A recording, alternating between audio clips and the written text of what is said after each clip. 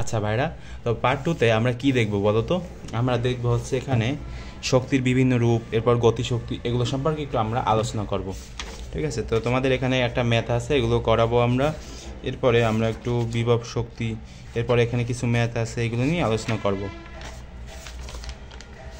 মানে এই যে শক্তির বিভিন্ন উৎস, এর আগ পর্যন্ত আমরা একটু আলোচনা করব এই ভিডিওতে। ঠিক আছে, তো সবাই খেয়াল করে দেখো, যারা এসএসসি 25 ব্যাচ আছো তোমরা একটু ভালোভাবে খেয়াল করে দেখো। এটা হচ্ছে তোমার একটা রিভাইজ ক্লাস। তো দেখো এখানে শক্তির বিভিন্ন রূপ আছে, এগুলো তোমরা বাংলা লেখা, এগুলো পড়ানোর কোনো দরকার নেই, কারণ এগুলো তোমরা খুব সহজে বুঝতে পারবা, কারণ এখানে আহামরি কঠিনভাবে কিছুই লেখা হয় নাই। তোমরা যেহেতু এখন অনেক বড় হয়েছো, তোমাদের এগুলো বোঝা উচিত। ঠিক আছে, তো শক্তির বিভিন্ন রূপ, এখানে আছে তোমার গতিশক্তি। তো এখানে একটা জিনিস তোমাদের একটু বুঝিয়ে দেই, যে এখানে কি লেখা আছে বলো তো? ধরা যাক এফ বল প্রয়োগ করে এম ভরের একটা বস্তুকে এস দূরত্ব সরানো হলো, তাহলে এই এফ বলের সম্পাদিত কাজ ডাব্লিউ হচ্ছে এফ এস। এগুলো তো তোমাদের বুঝিয়েছি পার্ট 1-এ। ঠিক আছে, তো এখানে মূলত যে বিষয়টা বোঝার তোমাদের উচিত সেটা হচ্ছে তোমাদের এটা একটু বুঝিয়ে দিই। তো তোমরা এটার দিকে একটু খেয়াল করো, এই যে সমীকরণ না, এই যে হাফ এম ভি স্কোয়ার কোথা থেকে আসলো সেটা একটু তোমাদের বোঝা উচিত। ঠিক আছে, কারণ এই সূত্রটা এখানে, এই সূত্রটাই হচ্ছে তোমাদের সবচেয়ে গুরুত্বপূর্ণ। আর এগুলো তোমাদের কোনো দরকার নেই, আমি একবারে গ্যারান্টি দিয়ে বলছি যে তোমরা যদি এই সূত্রটা মুখস্থ করো তাহলেই হয়ে যাবে। তো দেখো আমি একটু তোমাদেরকে বুঝিয়ে দিচ্ছি কোথা থেকে কী হলো। তোমরা একটু বইতে খেয়াল করো যে তোমাদের এখানে লেখা আছে ডব্লিউ সমান সমান এফ এস। ঠিক আছে, তো ভালো কথা লেখা আছে। এখন এফ সমান সমান আমি কি লিখতে পারি? এফ সমান সমান কিন্তু আমি এম এ লিখতে পারি। এম এ কোথা থেকে আসলো ভাই এফ সমান সমান এম এ, এরকম একটা সূত্র কিন্তু আমরা পড়েছি গতি অধ্যায়ে। ঠিক আছে, তো সেখান থেকে কিন্তু এফ সমান সমান এম এ এই সূত্রটা আসছে। তো আসছে, ভালো কথা। এখন এফ এর বদলে আমরা এম এ লিখলাম, এখন এই এস এর বদলে আমরা এখানে এস লিখতে পারি। তো লিখলাম, ভালো কথা, লিখলাম। এখন এম এ, ঠিক আছে, এম এ লিখলাম এখানে। আর এই এস সমান সমান আমরা কি লিখতে পারি বলো তো? আমরা কি এরকম একটা সূত্র পড়ি নেই যে এস সমান সমান হচ্ছে তোমার হাফ এটি স্কোয়ার? এরকম একটা সূত্র কিন্তু আমরা পড়েছি। ঠিক আছে, তো সেই সূত্রটার থেকে এখানে কি আসলো বলো তো? হাফ এটি স্কোয়ার আসলো, ভালো কথা। এখন আমরা যদি এটাকে গুণ করি তাহলে কি হয় বলো তো? হাফ এম এ স্কোয়ার, অর্থাৎ এই এ আর এ স্কোয়ার, এরপর হচ্ছে তোমার টি স্কোয়ার। তো গেল। এখন আমরা কি লিখতে পারি? আমরা কি এরকম একটা সূত্র পড়ছি যে তোমার কি কি ছিল বলো তো সেখানে, যে ভি সমান সমান এটি, এরকম একটা সূত্র কি আমরা পড়েছি? তোমাদের কি মনে হয়? আমরা কিন্তু গতি অধ্যায়ে এরকম একটা সূত্র পড়ছি। আর যদি না পড়ে থাকো কোনো সমস্যা নাই, একবার ভাই ডাইরেক্ট মুখস্থ করে দাও, কোনো সমস্যা নেই। ঠিক আছে, কারণ এই যে প্রতিপাদনগুলো না, এগুলো আসলে তোমাদের লাগবে না কোনো কাজে, এগুলো জাস্ট তোমাদের বোঝানোর জন্য মানে দেখানো হচ্ছে আর কি। তো হাফের জায়গায় হাফ রইল, আর এখানে আমরা এম এর জায়গায় এম দিয়ে দিই, আর এখানে এই যে এ আর টি, এটার বদলে আমরা কিন্তু ভি লিখতে পারি। ভি, শুধু ভি লিখলে কি কাজ হবে? না, শুধু ভি লিখলে কাজ হবে না, কারণ এর ওপর যেহেতু স্কোয়ার আছে, ঠিক আছে, তাই আমরা এখানে স্কোয়ার দিয়ে দেবো। তো এখান থেকে এই যে হাফ এম ভি স্কোয়ার যে সূত্রটা, সেটা কিন্তু এখান থেকে তৈরি হইল, মানে আমরা প্রতিপাদন করলাম। এখন তোমাদের যদি এগুলো বুঝতে খুব কঠিন হয়, আমি বলবো এগুলো তোমাদের কোনো কাজে লাগবে না, তুমি শুধু ডাইরেক্ট এই সূত্রটা মুখস্থ করো। এই সূত্রটাও মুখস্থ করা একবারে সহজ, হাফ এম ভি স্কোয়ার। তো এই সূত্রটা যদি তোমাদের জানা থাকে তাহলেই হবে, আর কিছুই লাগবে না। ঠিক আছে, তো পরবর্তীতে আমরা এগুলো নিয়ে অনেক ম্যাথ করব। তো দেখো পরবর্তীতে যাই আমরা একটু। এখানে তোমাদের একটা ম্যাথ আছে, এই যে 10 কেজি ভরের একটা স্থির বস্তুর উপর 10 সেকেন্ড ব্যাপী 10 নিউটন বল প্রয়োগ করা হয়েছে, বস্তুটির গতিশক্তি কত? ভালো কথা, প্রথমে চেয়েছে হচ্ছে বস্তুটির গতিশক্তি কত সেটা চেয়েছে। আমাদের কাছে যদি একটু কঠিন মনে হয়, এখন একটু কঠিন মনেই হবে কারণ নতুন নতুন তো, সেজন্য আর কি। এরপরে চেয়েছে হচ্ছে তোমার 20 সেকেন্ড পরে গতিশক্তি কত সেটা। যদি পুরো, আচ্ছা আমি করাতে থাকি, তোমরা দেখতে থাকো। ঠিক আছে, তো কি কি দেওয়া আছে, মানে কি কি এটা বাদ কি কি ইনফরমেশন দেওয়া আছে সেটা একটু আমরা ডান পাশে লিখি। তো তোমাদের যেটা দেওয়া আছে সেটা হচ্ছে 10 কেজি ভরের একটা স্থির বস্তু, তো এম সমান সমান হচ্ছে তোমার 10 কেজি। তো লিখলাম, ভালো কথা। এখন সেটার ওপর 10 সেকেন্ড ব্যাপী, অর্থাৎ টি মানে কি বলো তো? টি মানে হচ্ছে তোমার 10 সেকেন্ড। 10 সেকেন্ড লিখলাম, আচ্ছা গেল। 10 সেকেন্ড ব্যাপী 10 নিউটন, মানে এফ সমান সমান হচ্ছে তোমার 10 নিউটন। 10 নিউটন বল প্রয়োগ করা হয়েছে। বস্তুটির গতিশক্তি কত, মানে হচ্ছে তোমার এই যে হাফ এম বি স্কোয়ার সমান সমান কত সেটা আর কি চেয়েছে। তো সমস্যা নাই, তো আমরা আস্তে আস্তে সব বের করি। তো আমরা এরকম একটা সূত্র পড়ছিলাম না, আমাদের এখান থেকে হচ্ছে তোমার ত্বরণটা বের করতে হবে, এরপর বেগটা বের করতে হবে। ঠিক আছে, কেন বের করবো সেটা নিয়ে আমরা একটু পরে আলোচনা করতেছি। তো দেখো, তো 10 নিউটন বল প্রয়োগ করলে ত্বরণ, মানে আমাদের এরকম একটা সূত্র হয়তো আমরা পড়েছি এর আগে যে এফ সমান সমান আছে তোমার এম এ। ঠিক আছে, তো এই সূত্র দিয়ে আমরা কিন্তু এখন ত্বরণ বের করতে পারি যে ত্বরণ এ হচ্ছে তোমার এফ বাই এম। গেল।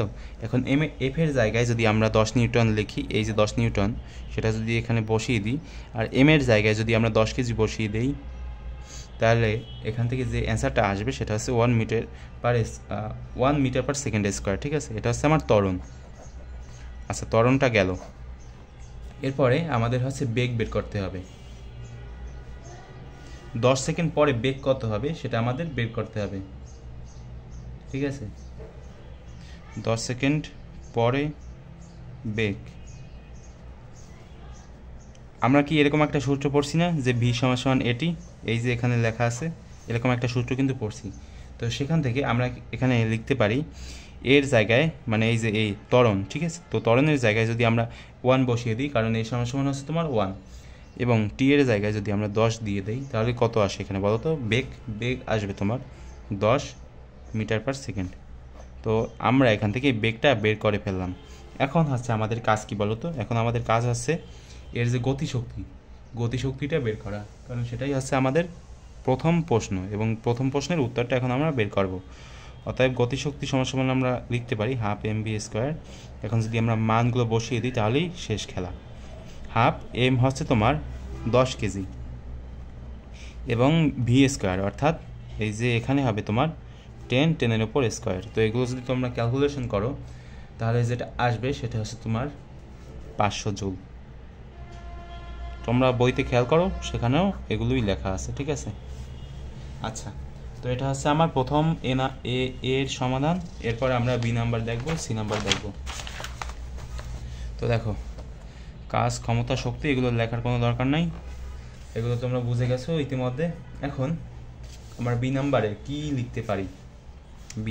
বি নাম্বার করার কোনো দরকার নেই, কারণ ভাইরা দেখো এখানে একটু খেয়াল করে যে এখানে কী লেখা আছে যে 10 সেকেন্ড পর্যন্ত ত্বরণ হবে, এরপরে ত্বরণ নেই বলে বেগ অপরিবর্তিত, কাজেই 20 সেকেন্ড পরে গতিশক্তি একই থাকবে। ঠিক আছে, এগুলো তো বাংলা লেখা, এগুলো তো তোমরা বুঝতেই পারো নাকি, যে 10 সেকেন্ড পর্যন্ত ত্বরণ হবে, এরপরে ত্বরণ নেই বলে বেগ অপরিবর্তিত, কাজেই 20 সেকেন্ড পরে গতিশক্তি একই থাকবে। ঠিক আছে, এগুলো তো বুঝে গেলা, খুব সাধারণ বিষয়।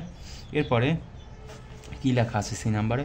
যদি পুরো 20 সেকেন্ড বল প্রয়োগ করা হয় তাহলে গতিশক্তি কত? ঠিক আছে, তো দেখো এর জন্য আমাদের যেটা করতে হবে সেটা হচ্ছে ওই যে এর আগের মতোই, শুধু কি করতে হবে বলো তো? ভি সমান সমান এটি যে সূত্রটা আছে না, আচ্ছা তোমরা প্রশ্নটা ভালোভাবে পড়ো যে যদি পুরো 20 সেকেন্ড বল প্রয়োগ করা হয় তাহলে গতিশক্তি কত হবে সেটা। তো এগুলো কিন্তু একবারে সহজ, অর্থাৎ টি সমান আমরা 20 সেকেন্ড লিখতে পারি, এবং এ হচ্ছে তোমার ওই যে আগের এ মানে কি বলো তো? ত্বরণ। আগের ত্বরণ আমরা বের করেছি কত বলো তো?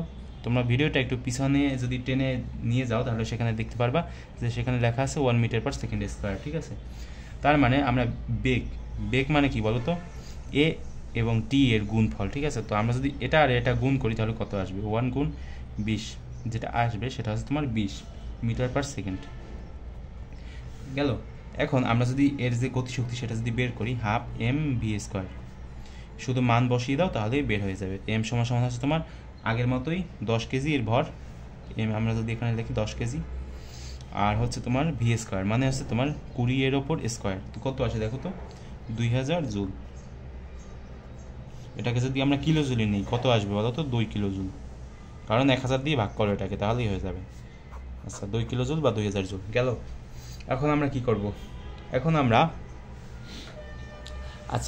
এখন আমরা আর একটা ম্যাথ করব। সবাই একটু ধৈর্য নিয়ে এরপর দেখো, তোমাদেরই উপকার হবে ভাইরা।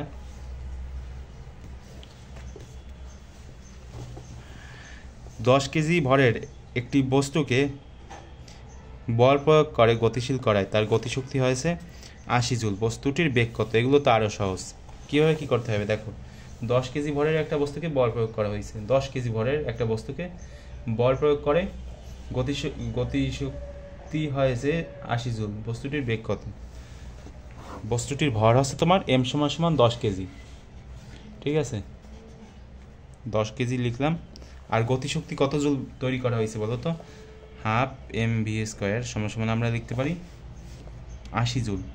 এখন তোমাদের অনেকের মনে প্রশ্ন আসতে পারে যে ভাই, আমি হাফ mv² 80 জুল কেন লিখলাম, কিসের জন্য?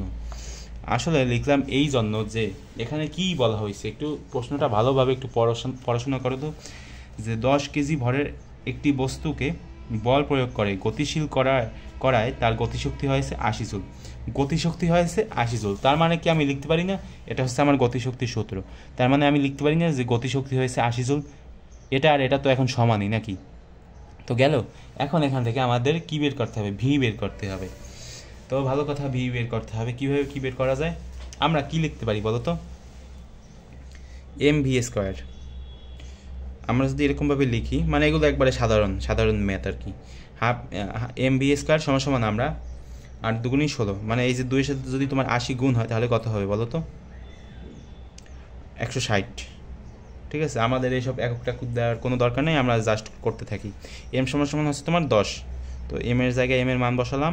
b² = 160, এরপর হচ্ছে তোমার b² = 160, নিচে হবে তোমার 10, এরপর হচ্ছে তোমার v হবে √160/10, ঠিক আছে? ক্যালকুলেশন করো তাহলে কত আসবে দেখো। √160 নিচে হবে তোমার 10, আসবে হচ্ছে তোমার 4, ঠিক আছে? 4 কি বলো তো? মিটার/সেকেন্ড, কারণ আমরা বেগ বের করছি না ভাইরা, সেজন্য আসবে 4 মিটার/সেকেন্ড।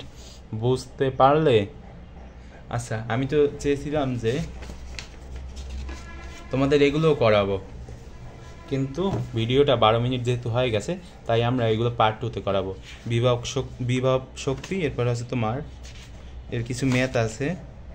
আচ্ছা, শুধু বিভব শক্তি আর হচ্ছে এগুলোর ম্যাথগুলোই আমরা পার্ট 3-তে করাবো, ঠিক আছে? তো পার্ট 2-তে তো আর হলো না। আচ্ছা ভাইরা, তো দেখা হবে পরবর্তী পার্ট 3-তে। তো ভিডিওটা আমি 13 মিনিটই শেষ করি।